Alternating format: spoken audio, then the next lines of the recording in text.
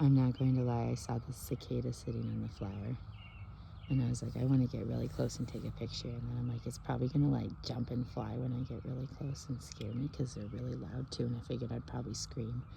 And I was like, well, if it did do that, that could be entertaining, so I'll get it on camera. If it doesn't do that, it'll at least be a cool video.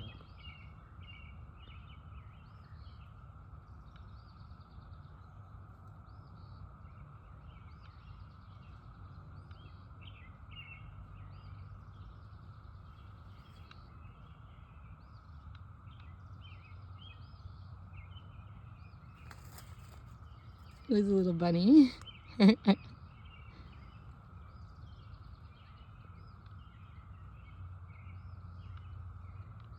That's so cool.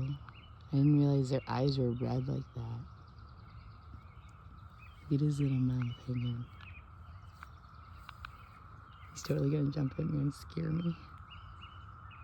Please be nice, Mr. Cicada.